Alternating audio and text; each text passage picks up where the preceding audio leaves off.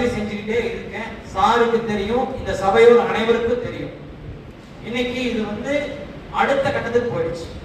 உங்களுக்கு தெரியும், 4 தடவை நாங்க வந்து ஆட்டை கொண்டு வந்து நாங்க தாசில்தார் ஆபீஸ்ல உட்கார்ந்து பொழுது போராடினோம். அப்போ உள்ளாட்சி பிடிஓ ஆபீஸ் பிடிஓ என்ன சொன்னாங்கன்னா, இந்த மாதிரி வந்து கருத்தடை பண்றதுக்கு நாங்க தான், நாய்கள் பெருக்கிறதுக்கு நாங்க தான் காரணம், எல்லா ஊராட்சிக்கு நோட்டீஸ் அனுப்புறோம், உடனே வந்து நாய்களை கட்டுப்படுத்தணும்னு சொல்லி லெட்டர் கொடுத்தாங்க. அங்க போயிட்டு இருக்கு.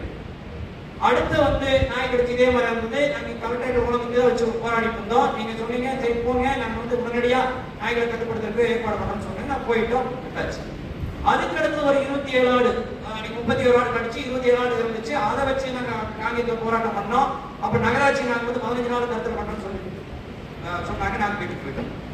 இன்னைக்கு மறுபடியும் வந்து இது, அதாவது வந்து இதெல்லாம் நடந்து 1.5 மாசம் காலம் ஆயிடுச்சு. நம்ம பேசிங்க 3-4 மாசம் காலம் தான். நான் 2 ஆடு இருக்கும் போதெல்லாம் பதிவு பண்ணிக்கிறேன். 1 ஆடு 2 ஆடு 3 ஆடு அப்படிங்கிற கண்டிஷன் பண்ணிக்கிறேன். இன்னைக்கு எல்லாமே 20 ஆடு, 3 லட்சம் ரூபாய் மதிப்புள்ள ஆடு, 5 லட்சம் ரூபாய் மதிப்புள்ள ஆடு, 4 லட்சம் ரூபாய் மதிப்புள்ள ஆடு, 1 லட்சம் ரூபாய் மதிப்புள்ள ஆடு தான் இருக்குது.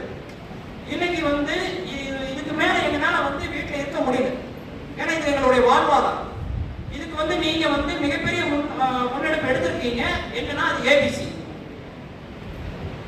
பத் கண்ட்ரோல் கண்ட்ரோல் பண்ணாம கண்டிப்பா அது இங்க விவசாய மத்தியில இது ஒரு தீர்வு அல்ல, வரவேற்கக்கூடிய தீர்வு அல்ல, ஏற்றுக்கொள்ளக்கூடிய தீர்வு கிடையாது.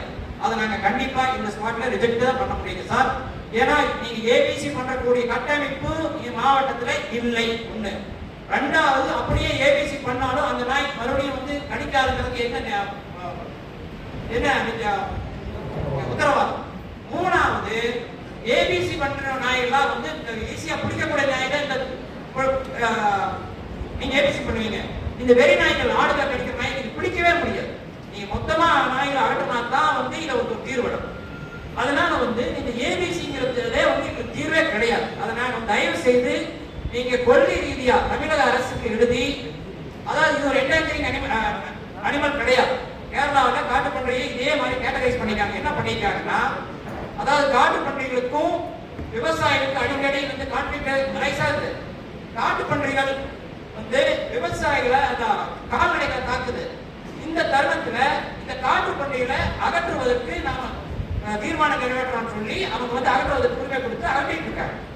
அந்த கேட்டகரியில அதே பேசிஸ்ல நீங்க இந்த ஒரு முன்னெடுப்பை எடுத்து தமிழக அரசுக்கு அனுப்பி திருப்பூர் மாவட்டத்தை உடனடியாக அமல்படுத்தணும்ன்றத எங்களுடைய எதிர்பார்ப்பு. அப்படி ஒரு வேளை நீங்க அதை அமல்படுத்த தவறினால் நீங்க தங்கள் தலைமையில் இயங்கும் பிராணிகள் வதை தடுப்பு சங்கம், நீங்க தான் தலைவர். இது இந்த தெரு நாய்க்களையும் வெறி நாய்க்களையும் பிடித்து தங்களுடைய அந்த சங்கத்தினுடைய ஃபெசிலிட்டேஷன்ல, அதாவது ஏற்பாட்டுல வச்சு காப்பாத்திக்கலாம், எதை வேணா பண்ணிக்கலாங்க சார். ஏன்னா அது வந்து தெருவில் இருந்துச்சுன்னா அடிக்கடி இந்த மனுஷனுக்கும் அதுக்கும் கான்ஃபிளிக்ட் தொடர்ந்து நடக்கும். ரெண்டாவது வந்து கால்நடைகளை இழக்கக்கூடிய சூழ்நிலை அதிகமாயிட்டு போயிடுச்சு. இன்னைக்கு கூட இப்ப வண்டி எடுத்துட்டு வந்தப்போ படியூர்ல ஒரு ஆடு ஏத்துறாங்க, கடிச்சிருச்சு. பாப்புளி பச்சாவளை காங்கியத்துல 7 ஆடு கடிச்சு கொண்டுருச்சு. அது போக நேற்று 2 முதியவர்கள் நாய் கொடுக்க போய் பலியாயிட்டாங்க. டிப்பர் லாரி ஏறி தடுமாறி விழுந்து, எங்கே பல்லடத்துல எல்லாத்துக்கும் தெரியும், பேப்பர்.